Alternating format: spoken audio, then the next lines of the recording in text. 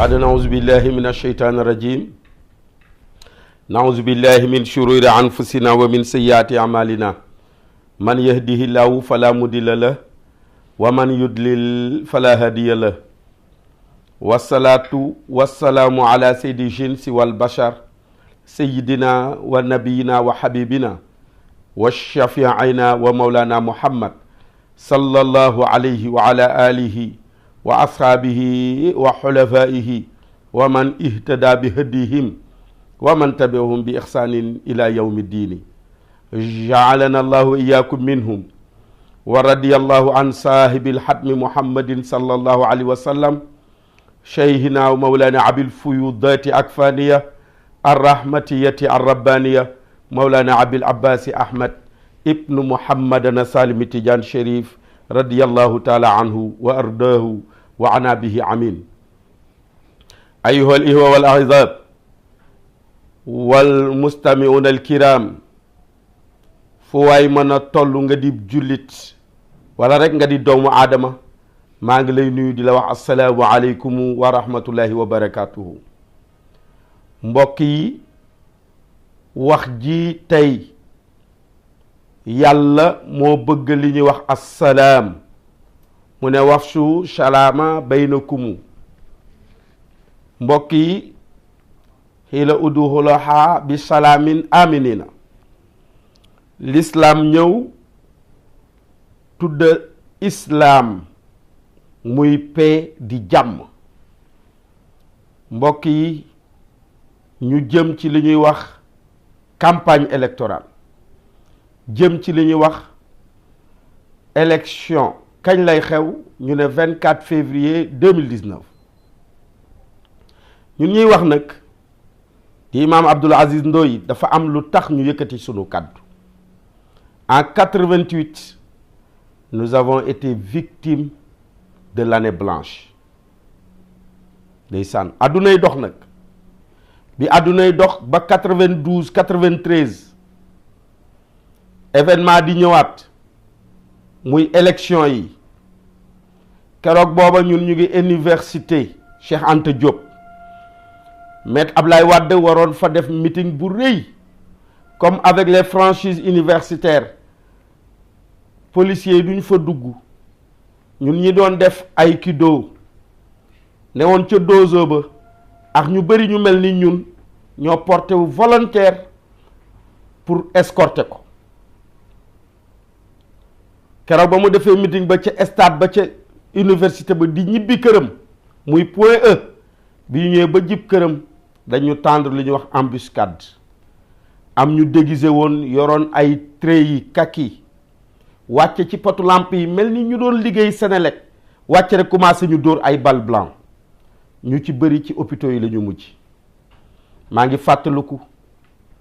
Jean Paul Diaz ba ñuy daje mu ngi ñu naan ku leen dóor fital na ngeen fayu maître Ousmane Ngom keroog otoom ba ñuy jib kër Ablaye Wade moo jëkk jàdd bosom tegu ci bu Jean Paul te ñooñu waxoon bu kenn daw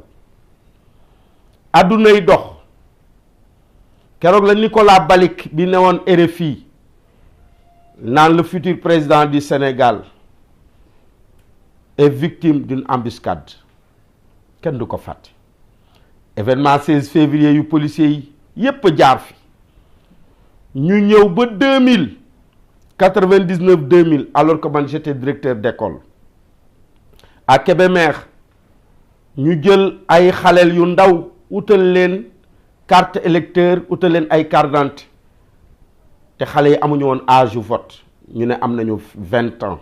man en tant que directeur ma ne il faut faire le choix ils ont 20 ans ils sont âgés dañ leen di génn ci école bi wala ñu am âge yu jàng ñu bàyyi leen ñu jàng keroog procès la mujjee procès boo xam ni keroog ba ma ko gagné parce que j'ai été outragé dans l'exercice de mes fonctions ca sama direction la ñu ma fekk walay ndeysaan lii tax may fàttaliku lii pour yee nit ñi rek la ñu dem procès keroog ba ñu dem jéem nañu ma dissuader ki nga xam ne tey mooy woon juge bi muy sama xarit duma wax turam xam naa keroog ba ma jëlee samay pièces justificatives pour wane ne xale yi lii la ñu am ci at kii ba ko jukko jox c'est un préfet administrateur civil daf ma yóbbu ba bureau mu ne ma yow li nga doonee directeur doon fonctionnaire de l'État noonu laa doonee fonctionnaire de l'État jox ma say pièces justificatives ma jël extrait xale yi jox ko ca ngoon nga mu def sortie ne directeur bi day ñëpp xam nañ ni ku bëgg a jàng la ku bëgg a jàngale la waaye malheureusement xale yi dañ leen defal ay jugement il avait trahi ma conscience et ma confiance waaye yàlla miy dogal te xam ne allahu huwa alxaqu walxaqu huwa allahu yàlla di dëgg te dëgg di yàlla ndekete ci sama armoire ya li ñuy wax bulletin de naissance nekkoon ci li nga xam ne mooy carnet xale yi fa la denc woon mel ni yàlla moo ne ma demal nga ubbi armoire bi nga xool archive yi bulletin de naissance gën a wér ndax extrait effectivement mën na am jugement ba ma ubbee armoire bi yem ci bulletin yi exactement yàlla suturaal ma keroog ba ma juge ba di ko laaj nekk na sax juge boobu tey ci kàntanu yàlla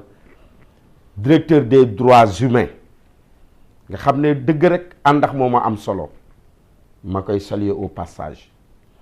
keroog ci bureau ba ma koy jox bulletin yi ndax moo ma ko laajaat ma ne ko man la ak yow ak yàlla te alaysa allahu bi ahkamil hakimin allahu huwa alhaqu walhaqu huwa allahu procureur général de la république woote jamono jooju sénateur yi wax nañu ci général Mamadou Niang mooy rewoon élection yi ba ñu demee tribunal dama koy gàttal ñu am ci ndam ci kaw PS ndax ña leen représenté ñoo defoon manigance yooyu ñu war leen a tëj ndax li ñu def faute grave la amende leen ma ne damay ñaan indulgence pour ñu jéggale ndax ay mag lañu loolu c'était en 2000 nag ba mu fa jógee yàlla dogal na élection 2007 jaar na fi fa tabarakallahu waaye yeneen élection ñëwaat muy 2013 mu amaat événement yu rëy boo xam ne xale bu ma yore woon dafa bokk ci victime yi ñu doon compter muy xale boo xam ni jël nañu ko sang ko toppatoo ko jàppale ko muy jàng alxuraan waaye mieux ñu jëlaat ko dugalaat ko muy jàng école ñu dóor ko balu fital ci lan topp Mumbaay ci koo xam ne keroog ba ngeen di añ ci bésu dimanche mu tardé yaa ngi ko naan bugguma kuy génn yëkkati xaalisu mburu jox ko wallahi ndeysaan ndekete ca événement yooyu lay mujj yooyu yëpp nag bu dajee ma dégg fi ñu toll ñi ñuy wax les chefs de l'opposition ku nekkay oote naan xale yi génn leen may interpeller xale yi est-ce que ñoom ñi naan xale yi génn leen ñoom Mamadou Diop Decroix ñoom Abdoul Mbaye ak ñu mel ni ñoom est-ce que ñoom seeni doom di nga leen gis ci manifestation yi ànd seen njaboot ñu ngi Europe di jàng ñun keroog ba ñuy jël xale boobu ñu rayoon te ñu yaroon ko muy Alaaji Caam keroog ba ñuy def autopsie bi la daan teg keroog hélicoptère ba mu ngay jël maître Abdoulaye Wade mu ngay dem campagne ji fi ñuy wax Casamance ñu wax ko mu ne ngelaw la buy jàll suñuy doom du ñuy ngelaw waaye sànq wax naa léegi aaya boo xam ni laqad xalaqnal insaana fi ahsani taqwiim nit ñi di ko firee bind bi yàlla bind doomu aadama moo gën a rafet ma ne kay nit day rafet ci yow gaañi golo ji moom rafet na ci moom gaynde gu góor gaynde gu jigéen rafet na ci moom xar mu jigéen rafet na ci moom mbindeef yàlla yépp rafet benn ñaawul xam nga fi ahsani taqwiim xam nga lan lay firi mooy yàlla moo ñu jox li ñuy wax xel te joxu ko ñële kii jëfewul xelam nag suma raddadnaahu asfala saafiliina bu la yàlla joxee xel tu es doté d'un intellect alors que l'animal ne jouit que de par son instinct grégaire. xar du réfléchir, nag du réfléchir, bàyyi ma du réfléchir. boo dee agir comme ñoom yàlla ne suma raddadnaahu asfala saafiliin. tu marches à reculons, jëfewoo sa xel. ma bëgg nag xale yi yéen laay interpeller yi fi jaar yépp ñu ne kii kat exemple personnel lay joxe maanaam kay c'est un vécu, dinañu jàngale par le vécu. koo fi gis tey mu naan mooy ki baax mooy ki gën, wallahi daf leen di utiliser. kon mbokk yi waxtaan bi yeete la, interpellation la. xaaxaw na insaana fi ahsanin taqwiimin ne tekk moom yàlla waaye ne summa radadnaahu asfala saafiliin. pourquoi ñu nangu bàyyi ma yi sax gën ñu bal hum addalu moom la yàlla bu wax ndax ba mu ne daanaka ulayka hum kal an'aami ñun ak mala yi ñoo yem. xaj daf ne ko wow mbaam ŋaax lu ciy mala rek fas ngeex yàlla ne leen lu xew ñu ne ko non ñun yaa ñu bind ñuy mala defoo ñu xel nga jox leen ñoom xel ndax inna aradna al amanata ala samawati wal arda wal jibala fa abayna an yahmilnaha wa ashfaqna minha wa hamalaha al insanu innahu kana zaluman jahulan. Lorsque Dieu proposait le dépôt, comprenez par dépôt l'intellect, aux cieux et à la terre, tout ceci, à ce qui se trouve entre les cieux et la terre, tout ceci refusèrent de porter le dépôt. Comprenez par dépôt l'intellect. Mais c'est l'homme ignorant qui accepta de porter le dépôt. kon sunu xel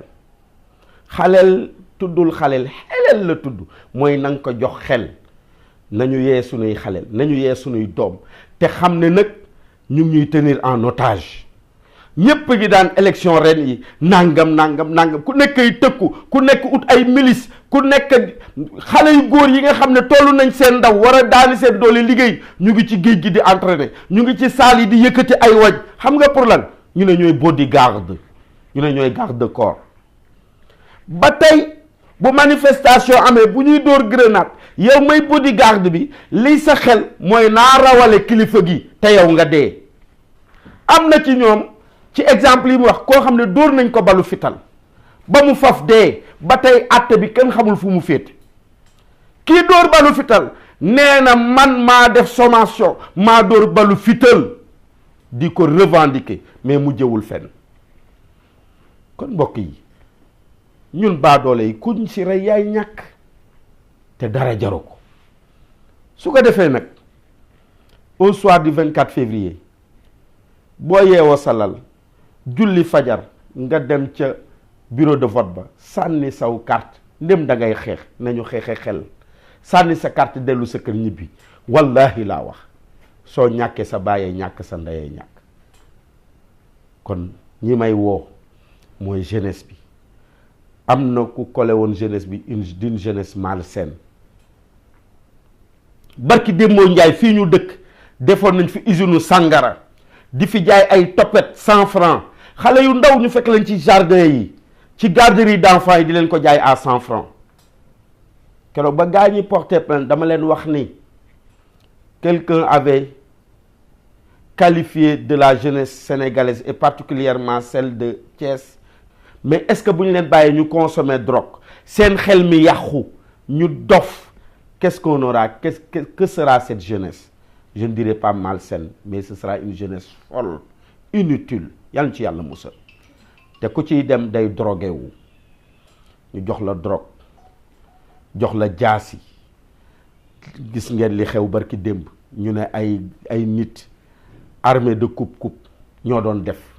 mbokk yi nañ doon ay nit te bañ a doon ay mala. allahumma salli ala sayyidina muhammadin wa sallim.